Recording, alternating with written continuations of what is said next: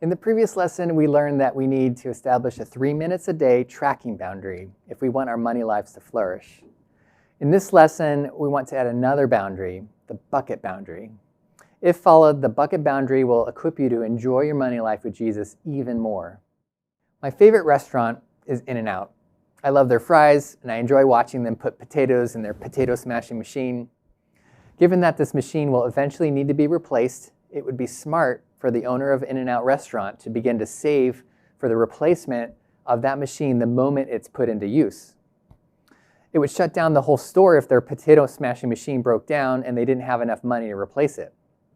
For business people, the moment they buy equipment is the moment they start to save to replace it. Saving to replace things that inevitably need to be replaced is a limiting boundary, and it's common business sense. And yet normal households do not take advantage. Most households have things they buy that eventually need to be replaced. For example, computers, cars, furniture, clothing, and TVs are all examples of things that wear down and need to be replaced.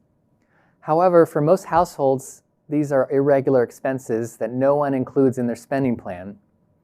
To avoid the frustration of failing at our spending plans, these irregular expenses should be included since they're absolutely required for us to manage our lives. Each of our lives are mini businesses where we are stewarding God's resources. We should understand that both regular and irregular expenses need to be counted when we're creating a spending plan. So how do we incorporate irregular expenses into our spending plan? We use buckets. A bucket is a reserve of money that we set aside for replacing things that we need to sustain the lifestyle that Jesus has called us to. Once the bucket is established, money is then put into the bucket reserve over time. The bucket boundary is then established that you should only spend money out of those buckets that you fill up. Do you feel called to be hospitable? You probably need a couch. The moment you get a couch, you should create a couch bucket and slowly set money aside from each paycheck so that you're able to replace your couch when it wears out. Do you feel called to serve others as a student? You likely need shoes. These shoes will wear out, so the moment you buy new shoes, you should create a shoes bucket and begin to contribute a small amount into that bucket after every paycheck. The key to the bucket system is to only buy something that has money set aside in a bucket. You should never buy something that does not have money set aside ahead of time. Only spending out of buckets will dramatically change your budgeting life. Instead of constantly failing at budgets, you will find it a much more pleasant experience. For example, every June, my wife and I need to replace our running shoes. Normally, this would be an irritating process where we need to dip into our savings account to buy two $120 running shoes. However, for us, it's fun to buy new shoes since we already have the money set aside. As my wife and I run throughout the year, I set aside $10 into a running shoes bucket after each paycheck. So every June, we have the exact amount we need to go out and buy new running shoes without feeling guilty or scared about the financial consequences. You Need a Budget, or YNAB, makes using a bucket boundary very easy to do. Their Budgets tab uses separate spending budgets as buckets that you can contribute into each month.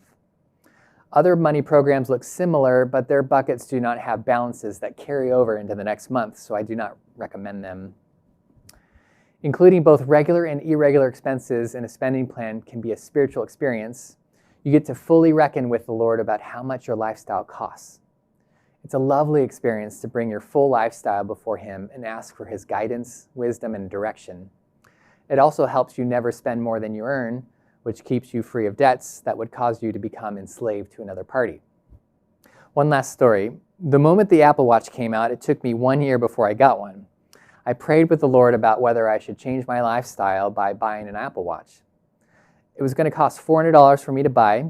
I estimated that it would need to be replaced every 3 years.